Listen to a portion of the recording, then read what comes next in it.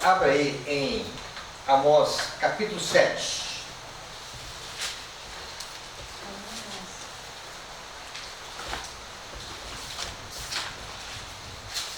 Alguém pode ler os versos de 1 a 3? Eu leio. Só esperar todos abrirem.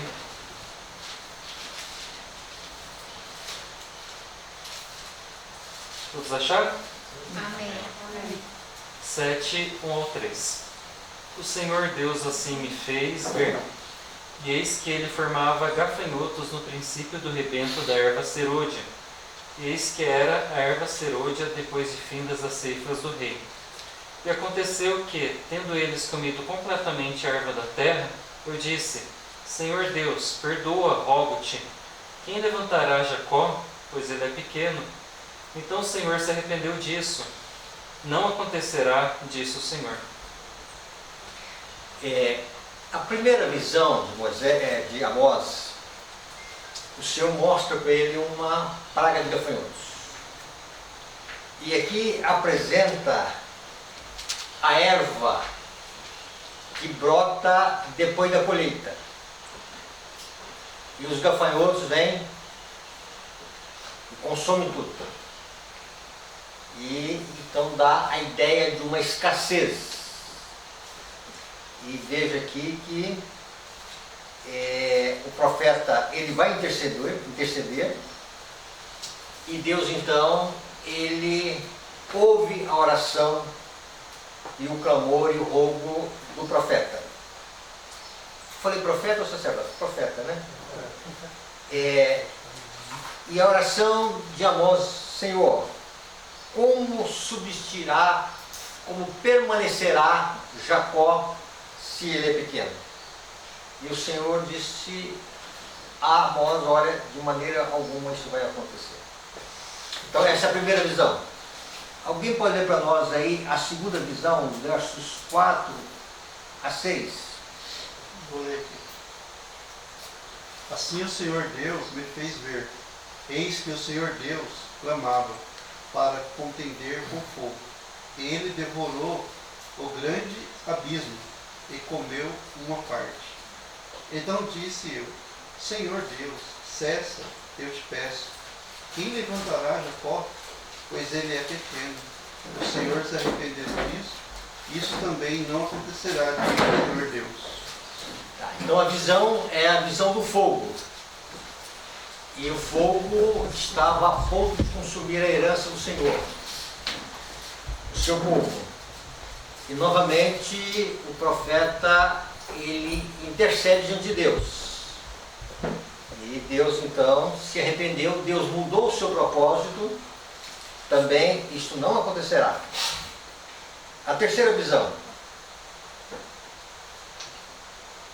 Mostrou-me também isto: eis que o Senhor estava sobre um muro levantado a prumo, e tinha um prumo na mão. O Senhor me disse: que vês tu, Amós? Respondi: um prumo. Então, Ok, só um pouquinho. Tem aqui os pedreiros aqui, vai me ajudar se eu errar em alguma coisa aqui, tá? Ele vê um muro e ele vê um instrumento de pedreiro, um prumo. Prumo é para ver se está alinhado. alinhado. É isso mesmo? Dizia Não, o prumo é para ver se está aprumado. aprumado, Certo. na vertical. Vertical. Tá? Então, se estiver fora do prumo, a parede está torta, não é isso? É uma torre de Pisa, ó. Certo, obrigado. Tá? Então é o seguinte, ele vê uma visão e ele vê um prumo na mão do Senhor.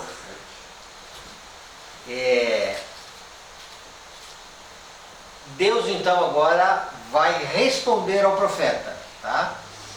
Deus pergunta: o que você está vendo, Moisés? Amós. Ele diz: olha, um prumo. Então continua. Então me disse o Senhor: eis que eu porei o prumo no meio do meu povo de Israel, e jamais passarei por ele. Ok, só um detalhezinho aí. Aqui está o limite da misericórdia de Deus.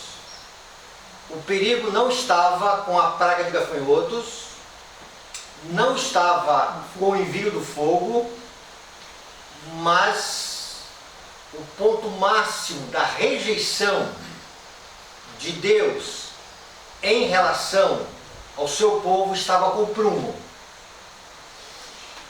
Quando nós olhamos o livro de Amós, são 9 capítulos.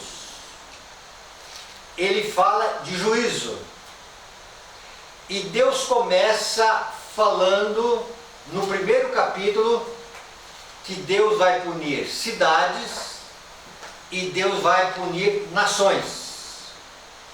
E quando Deus então ele direciona a questão de nações, ele vai punir a Judá.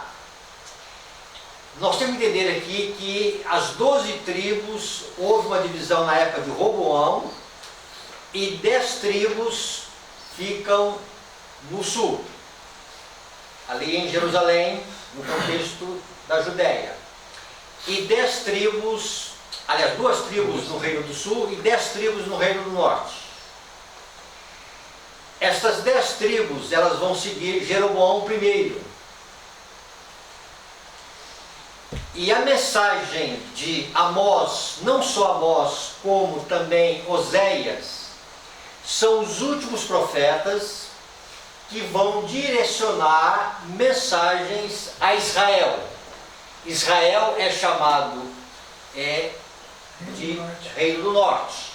Então, quando se fala em Israel, no livro de Amós, está se falando do Reino do Norte, das 10 tribos. Quando se fala de Judá, há uma referência às 2 tribos que ficaram no sul. E Amós vai dizer o seguinte: se as cidades vão ser punidas pelos seus pecados, pelas suas transgressões, Deus vai punir Judá e Deus vai punir Israel. Então, primeiro Deus pune cidades e nações, e depois Deus direciona mensagens dizendo que Deus também, o limite de sua misericórdia chegará em relação ao seu povo, e de uma forma agora mais específica, a partir do capítulo 2 até o final do livro, Deus vai direcionar mensagens de juízo sobre o seu povo, mas com detalhe, trazendo também uma mensagem de salvação. Então esse é o cenário, é o panorama do livro de Amós. E quando a gente tem essa visão assim, fica fácil de entender a mensagem, né? Fica fácil de entender o livro. A gente aprende estas ferramentas que são chaves para entender o livro de Amós. Ok? Alguma coisinha vocês querem talvez perguntar? Então vai ter uma ênfase no livro de Amós, buscar o Senhor. Tá? Já é o momento final da nação de Israel, das 10 tribos do norte. Pastor, nesse caso, o que seria então, hoje o Amós representaria o que para nós? Ele orando, pedindo por, vamos dizer, a igreja adventista, Deus falando: olha, eu já estou por aqui com a igreja adventista, eu vou mandar fogo lá para acabar com ele. Tá. Ou então? Então, ao longo do livro, vamos ver se a gente responde essa pergunta. Tá bom. Entendeu? Porque tem que ter um sentido para nós, né? Não é só para a gente dizer que tinha uma apostasia lá na época de Jeroboão.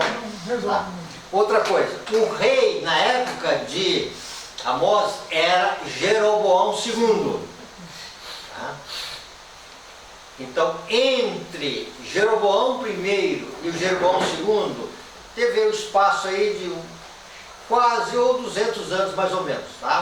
Uma média de 200 anos foi o período do primeiro rei. Jeroboão não foi o segundo rei, mas as mensagens de Amós já são mensagens dentro de uns 10 anos mais ou menos, vai, vamos dizer assim, a Síria invadir Judá, o rei do norte, que Amós está direcionando uma mensagem. Israel, que é o rei do norte. Israel, como eu falei? Você falou Judá, Judá, rei do norte, tá? Obrigado, vocês não me deixam eu errar aqui, tá? É muito detalhe, é muita concentração, tá? Então, essa visão. E aí vem uma relação dele, Amós vem denunciando os pecados de Israel, e quando chega no capítulo 7,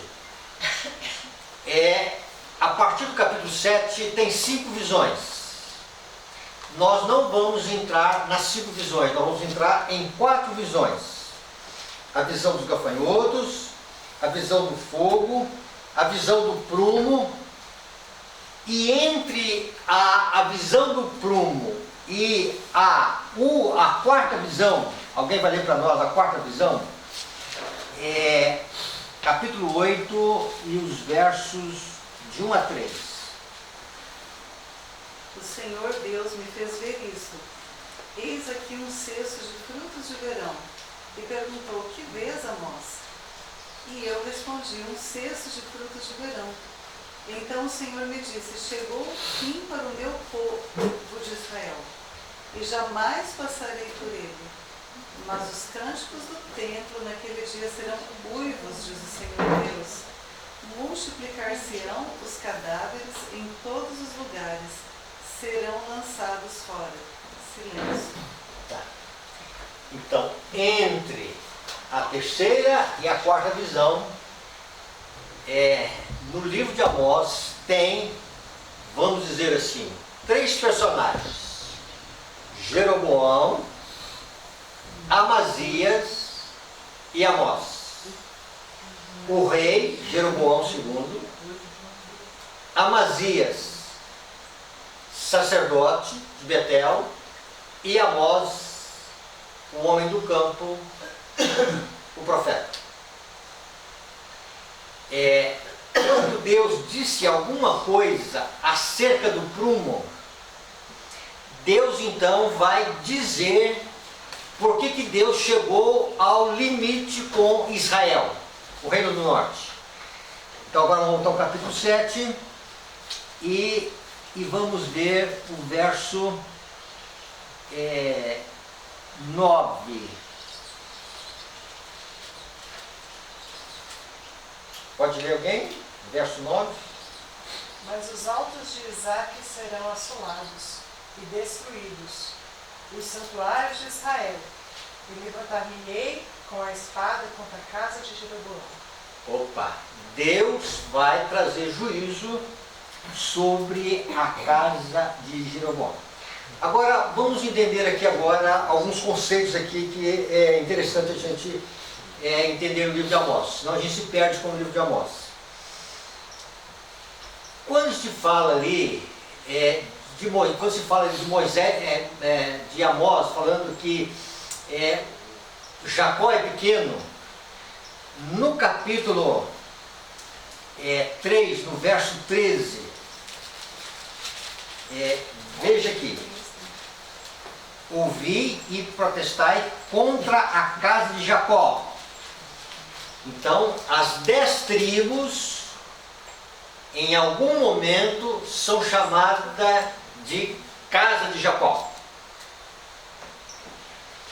Quando se fala de casa de Jacó, Deus quer acentuar a pessoa de Jacó como sendo o seu povo. Não sei, ficou claro? Ficou confuso? Tá? Quando fala casa de Jeroboão, Deus está falando do todo, das 10 tribos. Só que Deus quer acentuar Jeroboão.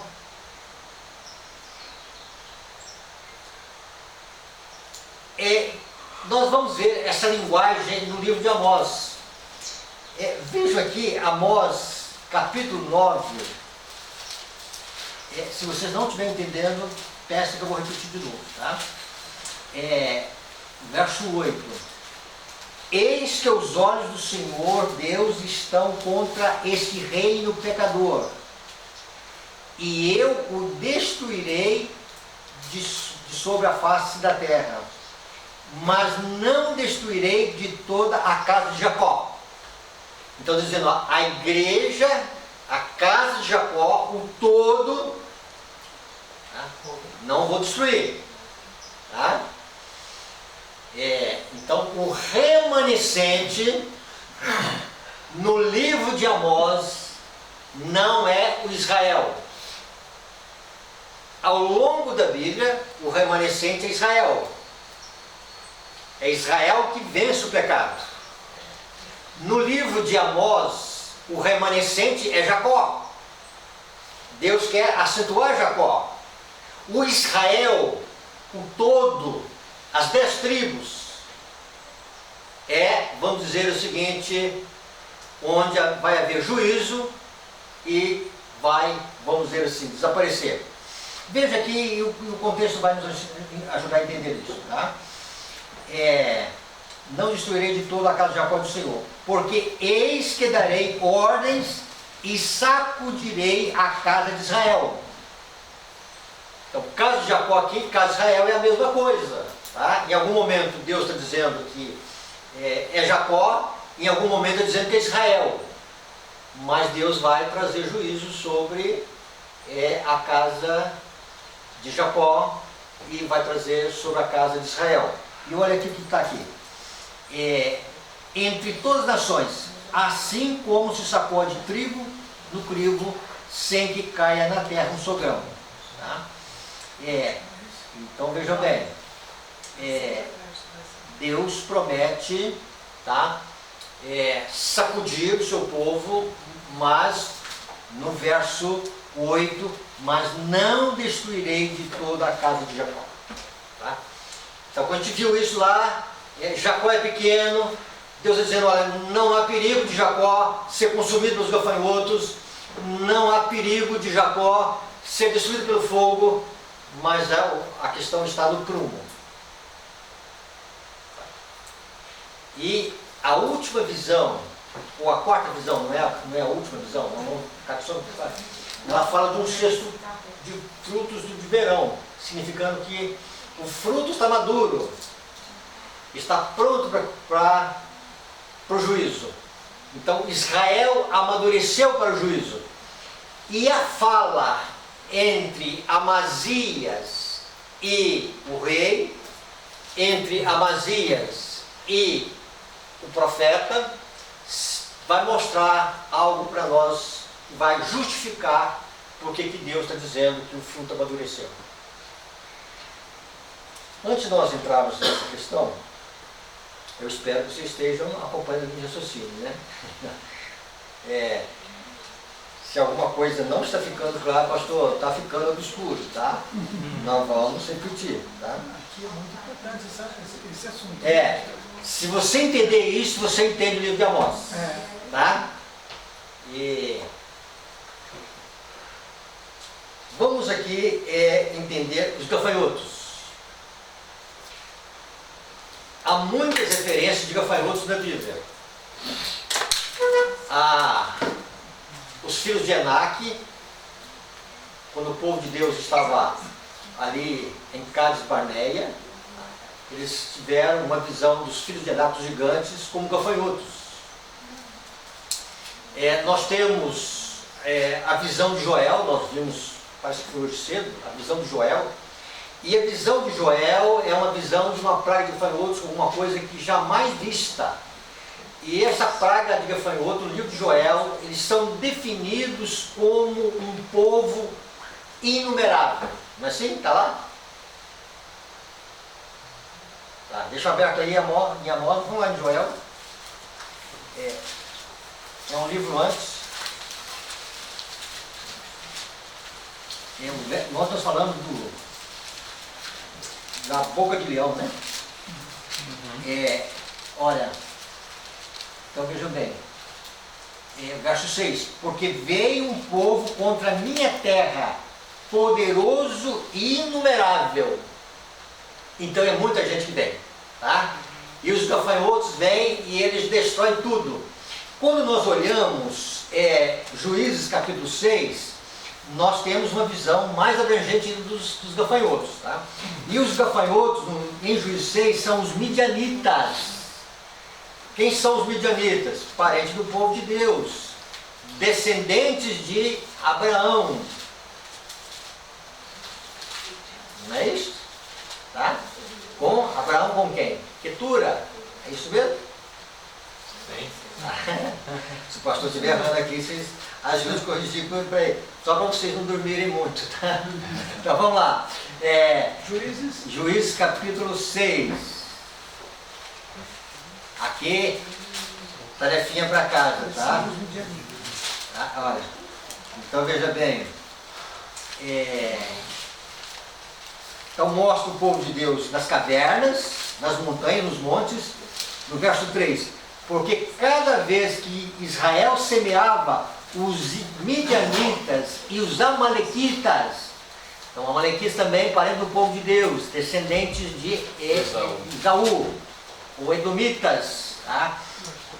Como também os povos do Oriente subiam contra ele, e contra ele se acampavam, destruindo os produtos da terra, até que a vizinhança de Gaza, e não deixava Israel sustento algum. Então essa ideia que se passa aqui dos midianitas, eles vêm, destroem tudo, e o povo de Israel vem, semeia, e aí na hora de colher vem os midianitas, os amalequitas, né, com seus gados, com seus camelos, e até os camelos são mencionados, né, e devoram tudo. E aí o povo de Deus está procurando refúgio nas cavernas, nas montanhas, nas cidades fortificadas. Quando nós olhamos essa questão, irmãos, é bem definido no Antigo Testamento que gafanhotos são inimigos do povo de Deus. E Deus está dizendo para Amós, não há perigo do povo de Deus acabar com o decreto dominical. Tá? Apesar de que vem um povo grande e inumerável, tá? E esse povo grande e inumerável, tá? Jacó é pequeno, o remanescente é pequeno, mas não há perigo do povo de Deus ser extinto.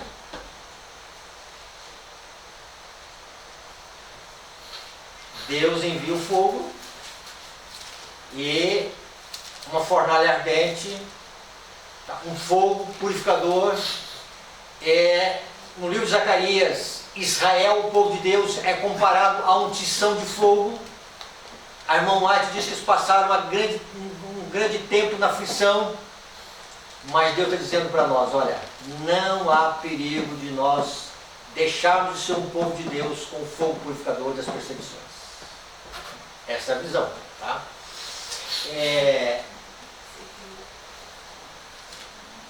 O perigo está no prumo, tá? O perigo está com o prumo. Quando Deus vai averiguar se o muro está nivelado. Este é o perigo. Quando nós voltamos agora à visão de Amós, no capítulo 7, Deus vai especificar agora a sua mensagem para a casa de Jeroboão. Então veja bem, agora Israel, a casa de Israel, a casa de Jacó, é chamada casa de Jeroboão. Deus quer acentuar Jeroboão, mas Deus quer também que nós tenhamos a visão de que é o todo de Israel. Então Deus quer, vamos dizer assim, mostrar para nós Jeroboão. E aí, nós precisamos entender quem é Jeroboão II. E num só verso nós vamos entender Jeroboão II, seu reinado. Aliás, quando se fala dos reis de Israel, dos reis do norte, com exceção de Jeú, e Jeú foi mais ou menos, fez coisas boas, mas também fez bastante coisas más. Todos os reis do reino norte fizeram o que é mal perante o Senhor. Vamos ver o que acontece na vida de... Pode passar. Jeroboão. Abre aí, 2 Reis 14, 24. 2 Reis 14, 24.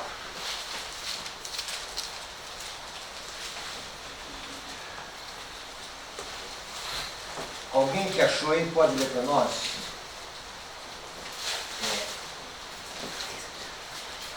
Fez Fez o que era mal perante o Senhor, jamais se apartou de nenhum dos pecados de Jeroboão, filho de Nebate, que fez pecar a Israel. Então você quer conhecer Jeroboão II? Conheça quem? Jeroboão I. Tá? Jamais se apartou daquele que viera séculos antes. Tá? Os pecados de Jeroboão I, filho de Nebate, que fez pecar a Israel. Nós estudamos aqui uma certa feita sobre Jeroboão e Jeroboão I. Vamos aqui abranger um outro aspecto dele aqui. No livro de Reis, no capítulo 12, Primeiro Reis? nós encontramos a história de Jeroboão I. Primeira Reis. Aqui é o início do Reino do Norte, primeiro rei. E o capítulo 12, ele é um capítulo bastante interessante. A partir do verso 25.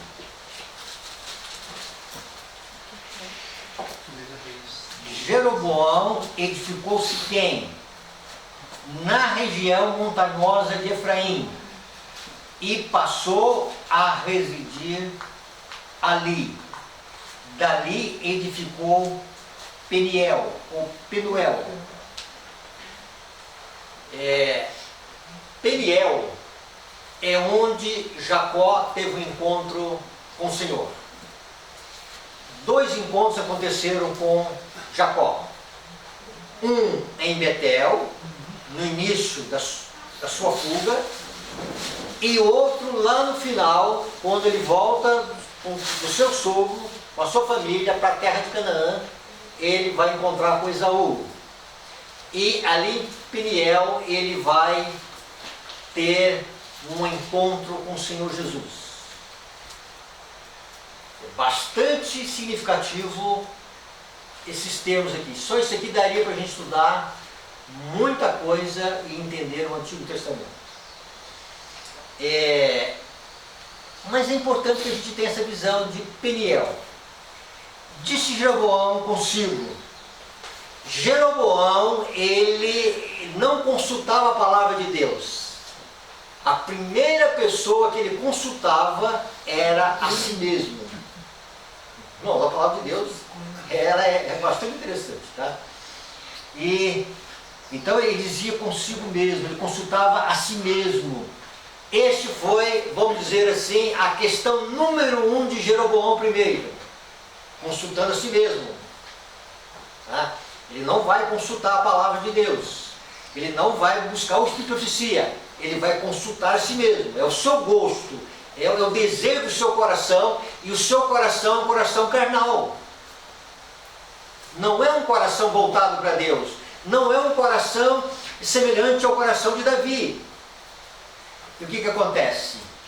E ele pensa o seguinte: se este povo subir para fazer sacrifícios na casa do Senhor, no templo em Jerusalém, nós já estudamos sobre isso, tá? Veja bem, o coração dele, o coração do povo, se tornará a seu senhor Roboão, rei de Judá, e matarão e tornarão a ele ao rei de Judá. Então ele está com medo então de que o povo desça para cultuar a Deus em Jerusalém, e lá estava Roboão, e lá estavam as 2 tribos, e ele disse: olha, esse povo vai conspirar contra mim e vai tomar o meu reino. Esta é a visão de Jeroboão I. E pelo que o rei, tendo tomado conselhos, agora ele busca conselho, não na palavra do Senhor. Tá? Ele busca conselho com seus líderes, que também não eram coisa boa, não era a palavra do Senhor, não eram pessoas direcionadas para a palavra do Senhor. E ele fez 2 bezerros de ouro e disse ao povo: basta de subir de Jerusalém, vês aqui teu Deus, ó Israel, que te fizeram subir da terra do Egito. E ele propõe um tipo de adoração aos moldes do povo de Deus lá na terra de Canaã, no passado, quando este sai do Egito. E a mesma proposta que fizeram para Arão, agora Jeroboão primeiro ele diz, olha, vamos aqui fazer 2 bezerros. Nós vamos colocar um em Dan. Dan, na palavra de Deus, no Antigo Testamento, Dan tem uma vocação para a idolatria tremenda. Quando a gente fala de Dan, Dan vai roubar o ídolo de Mica. Mica vai fazer um ídolo para si, tá? Ele era Orives, então ele vai pegar ali. A mãe de Mica, ela vai colocar assim, uma educação que o filho é o centro de tudo. Dá a entender que a mãe de Mica é Dalila. Por quê?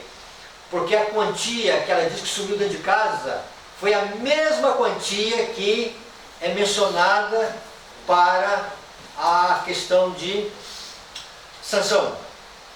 Que Dalila, vamos dizer o seguinte, ela cobrou um preço. Tá? E esse valor é o mesmo valor que a gente encontra na mãe de Sansão. E ali então tem a história de um ídolo que Mica faz, tá? E os danitas vão lá e roubam o ídolo para si. Né? Tá. E aí vejam bem que Jeroboão diz, olha, um bezerro vai ficar em relação a Dan, tá, de Dan. Outro vai ser em Betel. Só um detalhezinho aqui, irmãos. Eu já falei um dia deste que nós mencionamos que a questão do bezerro de ouro, tanto no livro de Êxodo como aqui, é uma questão da questão do domingo. Por quê? É um tipo de adoração que satisfaz aos egípcios. E aí eu estava lá no Maranhão e alguém disse, pastor, nada. Sabe como os pioneiros da nossa igreja interpretavam e faziam a tipologia desses bezerros? Eles diziam que era a questão do domingo. Então, isso não é nada novo para nós, tá? Então, para eles, a adoração do bezerro é um tipo de idolatria aos moldes daquilo que nós vamos enfrentar nos últimos dias. Mas vamos lá. Então, o que acontece? Dan, Jeroboão vai colocar um em Dan e o outro em Betel. Betel foi aonde? Aonde Jacó teve um encontro com Deus. Isso é bom a gente ter essa visão, tá? Se a gente tem essa visão, a gente vai ter uma visão do livro de Amós muito abrangente, tá? Porque no livro de Amós, Betel vai aparecer com destaque. Deixa eu aberto aí, só para a gente entender isso. No livro de Gênesis, no capítulo 28, Jacó, ele vê uma escada, ela chega até o topo do céu, e essa escada, ele tem uma visão, e no verso 16 é despertado. Despertado Jacó do seu sono, disse, na verdade o Senhor está nesse lugar e eu não sabia. E temendo disse, quão terrível é este lugar, é a casa de Deus. Então quando você ouve essa expressão Betel no Antigo Testamento, tem em vista, Betel é a casa de Deus. Por quê? Tá? A porta dos céus. Então, Jacó teve uma visão do santuário especial. A casa de Deus. Não era uma igreja que ele estava vendo. Tá? A porta dos céus. Por isso Betel é chamada a casa de luz. Ainda no capítulo 35 do livro de Gênesis, nunca esqueça de Betel. A irmã White diz que Betel foi onde Jacó nasceu de novo. Qual que era o problema de Jacó? Ele tinha boas aspirações. Ele era, vamos dizer assim, ele não estava interessado muito na questão financeira da primogenitura, ele não estava buscando regalias em ter uma porção maior na primogenitura, ele queria as coisas espirituais. Mas a irmã White vai dizer o seguinte: mas ele não tinha um coração renovado pela graça de Deus. E não tendo um coração renovado pela graça de Deus, tá, significa que a justificação pela fé na vida dele era só um conceito, mas não era uma realidade espiritual. E quando ele tem aquele encontro com Cristo ali através do sonho, tá, e ele então ali, ele vai ter um novo nascimento. Betel. No capítulo 35, deixa eu ver se eu vejo o verso com vocês aqui. No capítulo 35, no verso 6, assim chegou Jacó à luz chamada Betel, que está na terra de Canaã, ele e todo o povo com que ele estava, e edificou ali um altar, e ao lugar chamou El Betel, porque ali Deus se revelou quando fugia da presença do seu irmão. Tá? Essa expressão Deus se revelou pode ser traduzida como Deus foi visto por Jacó, até onde o profeta mortal podia suportar a visão. Então Betel é o lugar do encontro com Deus. Betel é o lugar onde se acha Deus. Betel é o lugar da presença de Deus, onde Deus se manifesta, a casa do Senhor, a casa de Deus, a morada dos céus, a porta dos céus. Ok? E o que Jeroboão primeiro vai fazer? Tá? Vai colocar um bezerro de ouro lá. Aquele lugar que é um marco do encontro com Deus, ele vai colocar um bezerro de ouro. Só para a gente fazer essa viagem assim, depois vai ficando claro. Quando a gente vai para o livro de Amós, deixa aberto aí, não vamos voltar aí, tá? No capítulo 5, olha, no capítulo 4, verso 4, vinde a Betel e transgredi, e a Gigal e a multiplicar as transgressões. Então, Betel, na época de Amós, era o lugar de pecado. Ir a Betel significava buscar o pecado. E tanto é que o que vai acontecer em relação à mensagem do profeta. Tá? Veja no capítulo 5, no verso 4. Pois assim diz o Senhor à casa de Israel: buscai e me vivei, porém não busqueis a Betel, nem venhais a Gigal, nem passeis a Berseba, porque Gigal certamente será levada cativa e Betel será desfeita em nada. Então, na época de Amós, aquele lugar, que é lugar de tendo significado de encontro com Deus, se torna lugar de pecado. Quer buscar o pecado? Vá a Betel. Dan não aparece muito no livro de Amós.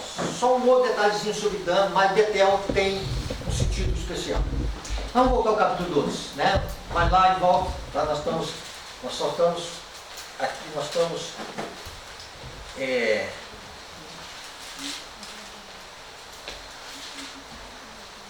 capítulo 12, parte do bezerro de ouro, tá? Verso 30, 12, 1 Reis 12, verso 30. E se tornou em pecado, pois que o povo ia até Dan, cada um para adorar o bezerro. Jeroboão fez também santuários nos altos. Então veja bem, o conceito de altura é o conceito de Babilônia. Quanto mais alto você for na força humana, na engrenagem humana, na sabedoria humana, na realização do homem, o mais perto de Deus você chega. Tá? Então, quando eles buscavam adoração no alto, eles estão dizendo: olha, nós vamos chegar perto de Deus. E aí, Salvação pelas obras? salvação pelas obras. Quando nós encontramos a história de Jacó, é a única maneira que nós temos de chegar até o céu através de uma escada. No livro de Gênesis, a única maneira de chegar até o céu é através de uma escada. E essa escada é quem? Cristo. E aí o que acontece? Eles fazem uma torre e querem chegar até a porta do céu. Não usam escada. Não querem usar a escada, entendeu? Querem ir por conta própria.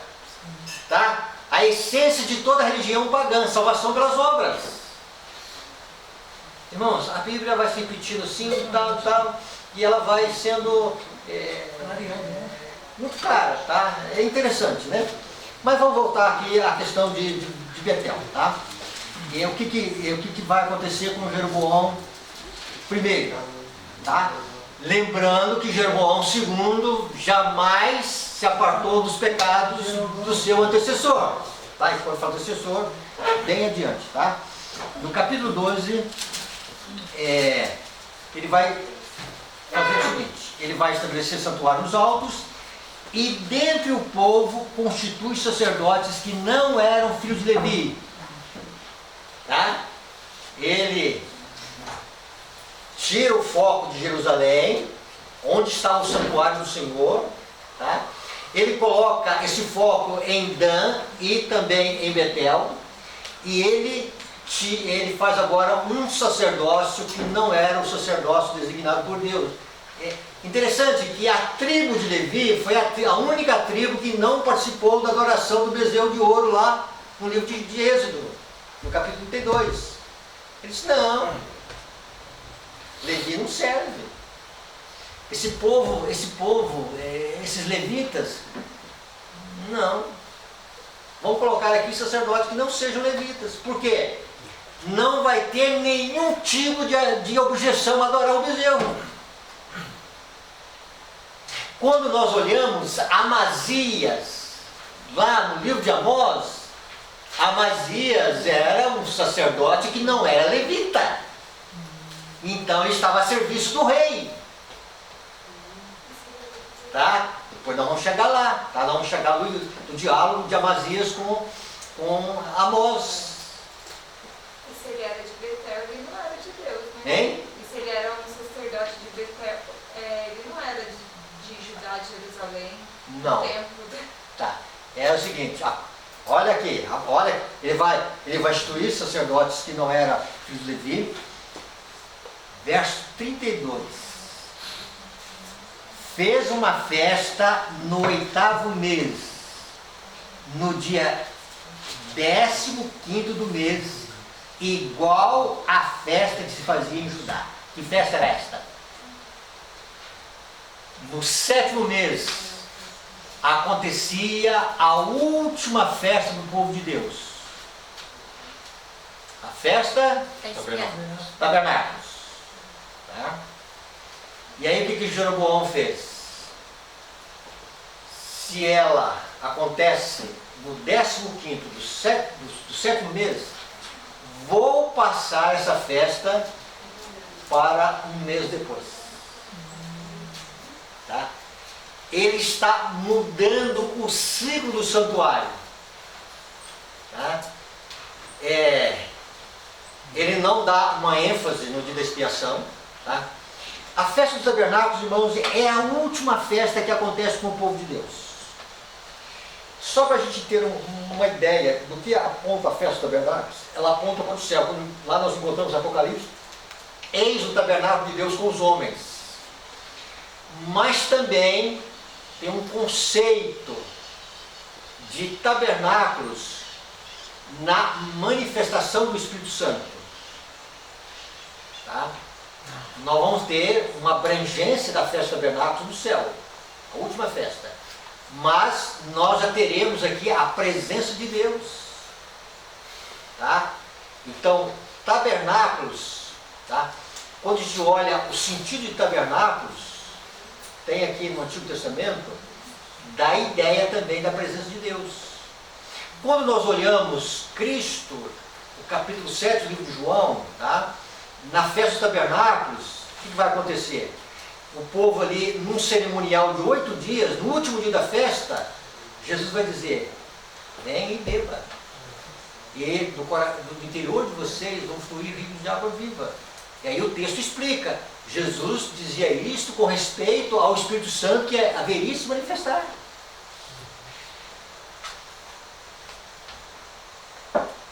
Acho que meu tempo acabou, irmãos. Eu preciso de uma parte. Tem a lição e ainda tem o Adriano ainda vai falar. Vou ficar aqui dentro do meu tempo. Então, parte 1. O senhor vai continuar.